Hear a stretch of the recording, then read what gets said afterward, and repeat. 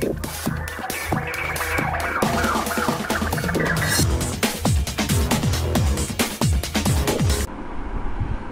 Viewers, বিনোদন জগতের সব খবর নিয়ে আপনাদের সঙ্গে এই মুহূর্তে রয়েছি আমি রিপোর্টার কুলসুম।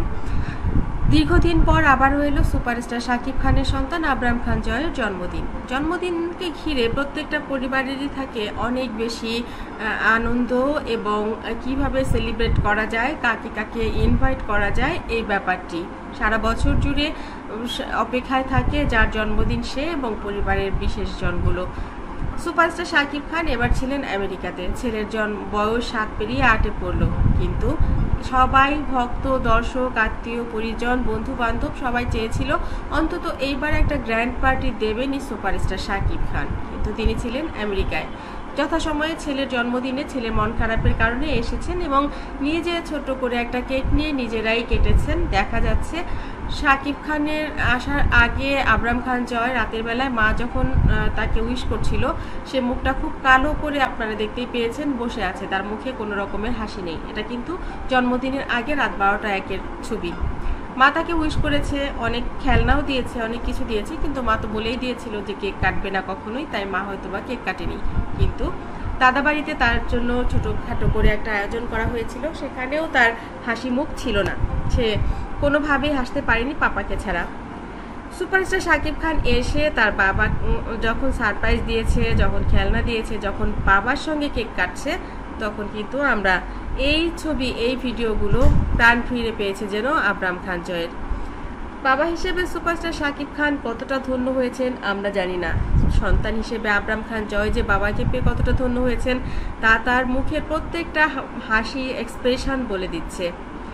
এই একটা মানুষের দুটো ছবি, যেটা আগের দিন রাতে মায়ের সাথে একই জন্মদিন উপলক্ষে এবং পরের দিন বাবার সঙ্গে, বাবাকে চুমু খেয়ে, বাবার সঙ্গে কেক কেটে, বাবার সঙ্গে যে মোমেন্টগুলো মনে করিয়ে দেয় একটা সন্তান বাবাকে কতটা ভালোবাসতে পারে।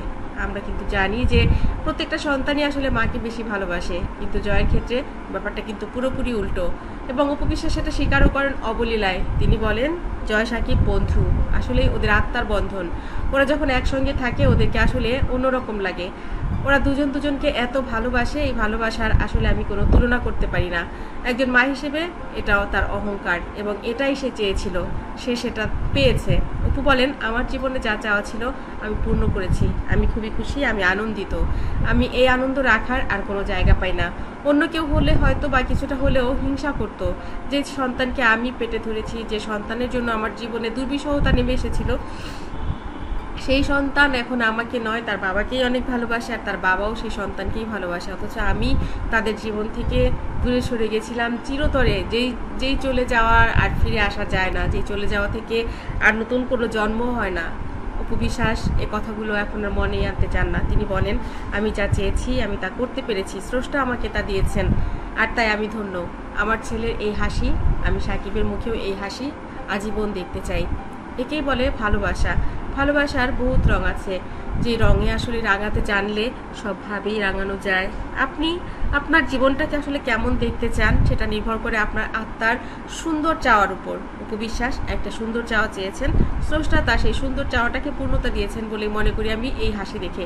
আপনারাও কম্পেয়ার করুন এবং কমেন্ট করুন আসলে এই দুটো মুখ, একটা কালো আর একটা হাসি, একই মানুষের এবং একই উপলক্ষের, কোনটা বেশি সুন্দর।